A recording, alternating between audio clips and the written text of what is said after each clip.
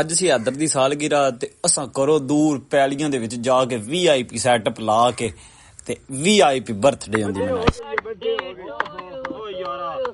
ਅਸਾਂ ਉੱਥੇ ਪੈਲੀਆਂ ਦੇ ਵਿੱਚ ਹੀ ਸਿੱਜੀ ਕੁਕੜੀ ਤੇ ਨਾਲ ਟਿੱਕੇ ਬਣਾਏ। ਇਹ ਮਿਹਨਤਾਂ ਕੀਤੀਆਂ ਨੇ, ਇਹ ਹੱਥ ਸਾਰੇ ਨੇ, ਇਸ ਦੇ ਬਾਅਦ ਸਾਨੂੰ ਆ ਰਿਜ਼ਲਟ ਲੱਭਾ ਤੇ ਉੱਥੇ ਹੀ ਅਸਾਂ ਪੀਜ਼ਾ ਤੇ ਨਾਲ ਸ਼ਵਰਮੇ ਮੰਗਵਾਏ।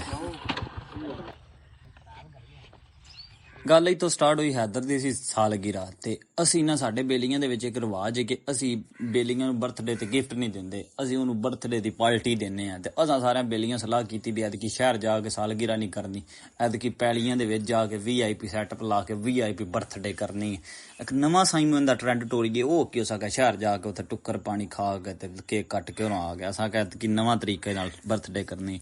ਸਕੂਟਰ ਨੂੰ ਕਿੱਕ ਮਾਰੀ, ਸ਼ਹਿਰ ਗਿਆ, ਉੱਥੋਂ ਫੁੱਲ ਹੈ ਨਾਲ ਬਰਥਡੇ ਦਾ ਸਾਰਾ ਸਮਾਨ, ਪਕਾਨੇ ਸ਼ਿਕਾਨੇ ਸਪਰੇਆਂ ਸਪਰੂਆਂ ਲਈਆਂ ਤੇ ਨਾਲ ਅਸਾਂ VIP ਜਿਹਾ ਆਲਾ ਕੇਕ ਲਿਆ 2200 ਰੁਪਏ ਦਾ। ਉਹਨੂੰ ਕੇਕ ਨੂੰ ਲਿਆ ਤੇ ਫਿਰ ਰਾਹ ਚ ਆਣ ਕੇ ਸਿੱਜੀ ਕੁਕੜੀ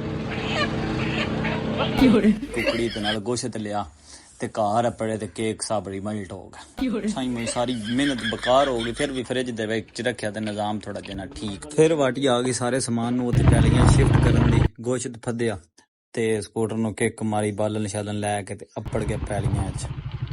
ਆਹ ਤਾਜੀ ਥਾਂ ਬਣਾਈ ਏ, ਇਹ ਸਾਡੀ ਚੁੱਭੀ ਏ। ਇੱਥੇ ਭੱਟੀ ਸਾਹਿਬ ਅੱਜ ਸ਼ੈਫ ਨੇ ਤੇ ਜਿੰਨਾ ਅੱਜ ਸੱਜੀ ਬਣਾ ਛੱਡਣੀ। ਭੱਟੀ ਸਾਹਿਬ ਪੂਰੀ ਕਮਾਲ ਦੀ ਬਣਾ ਦੇ। ਪੱਟੀਆਂ ਦਾ ਸੀ ਅੱਜ ਮੈਂ ਤੁਹਾਨੂੰ ਸਿੱਜੀ ਤੇ ਟਿੱਕੇ ਮੈਂ ਬਣਾ ਖਵਾਂ ਦਾ ਤੇ ਬਾਕੀ ਛੋਰ ਲੱਗੇ ਸਨ ਪਕਾਨਿਆਂ ਨੂੰ ਭੂਕਾਂ ਸ਼ੂਕਾਂ ਚੜਨ, ਕਿਉਂਕਿ ਟਾਈਮ ਥੋੜਾ ਸੀ ਤੇ ਸੈਟਅਪ ਲਾਉਣ ਵਾਲਾ ਬਾਤ ਆ ਸੀ। ਓਏ ਇੱਥੇ ਵਿਚਕਾਰ ਇੱਥੇ ਕਰਕੇ ਲਾਕੋ ਨਿਕਲੇ। ਭੱਟੀ ਸਾਹਿਬ ਪੂਰੀ ਡੋਗਰ ਸੱਜੀ ਵਾਲਿਆਂ ਵਾਲੀ ਸੱਜੀ ਬਣੀ ਬਣੇਗੀ। ਐ ਓਕੇ ਕਰੋ।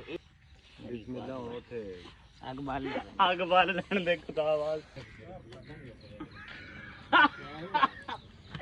ਪੱਟੀ ਜਿਹੜਾ ਨਾ ਐਸੀ ਖਿਲਾਰ ਕੇ ਬਣਾਈ ਜਦੋਂ ਓਏ